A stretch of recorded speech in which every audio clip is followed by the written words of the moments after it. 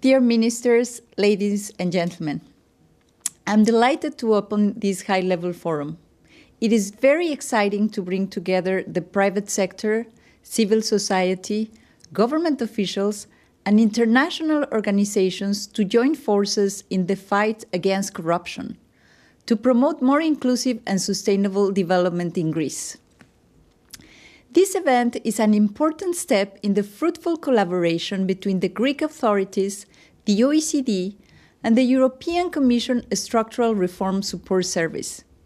It is an instrumental part of our project to provide technical support on anti-corruption in Greece. The Greek government is making the fight against corruption one of its top priorities, showing a strong commitment to take immediate action. And the OECD is delighted to support this effort. Corruption has a devastating effect on our countries. It has a corroding effect on public trust.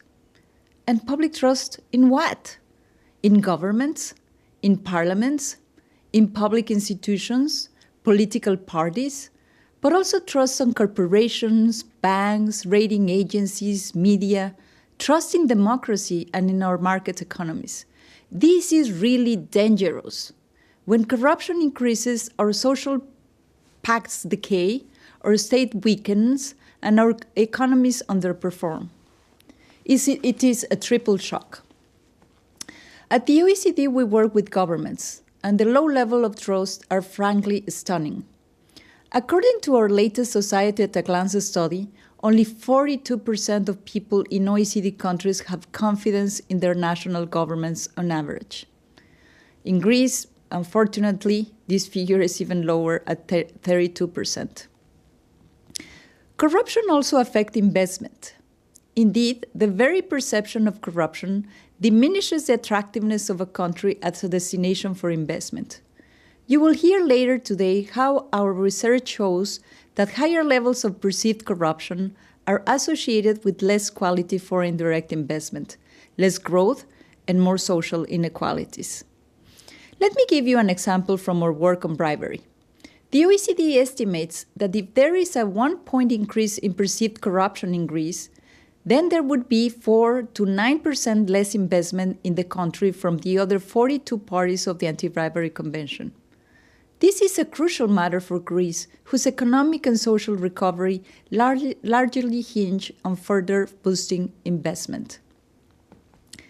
Last but not least, corruption affects inclusive economic growth.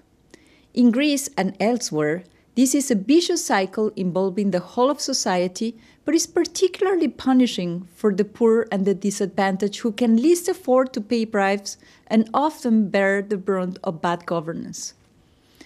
They are also the most affected by the impact on corruption on public services and social safety nets. To combat corruption, we certainly have to work with governments. This is an important part of our collaboration with Greece. In fact, just a few months ago, we organized another high-level forum focused on public integrity and accountability in the public sector. But the participation of business and civil society is also fundamental to preventing and detecting corruption, as well as in encouraging the government to move forward with important reforms. This is why we are here today.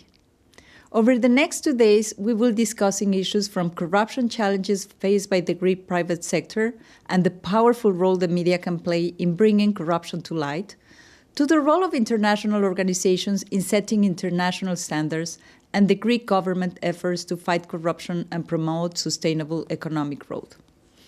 Crucially, we will also be launching a set of guidelines to help Greek companies of all sizes implement anti-corruption compliance measures.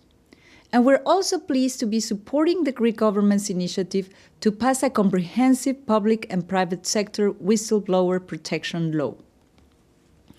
Ladies and gentlemen, corruption is not a celestial curse, not an invisible hydra. Our countries are not condemned to live in corrupted systems. We can reduce and neutralize corruption, but only if we work together. We need an holistic approach. How do we build it? This is the answer that will come out of these talks.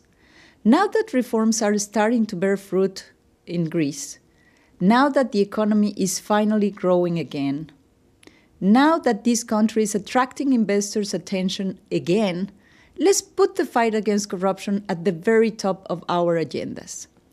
The OECD is delighted to help and ready to support with the implementation of an ambitious anti-corruption plan in the second phase of our collaboration with you.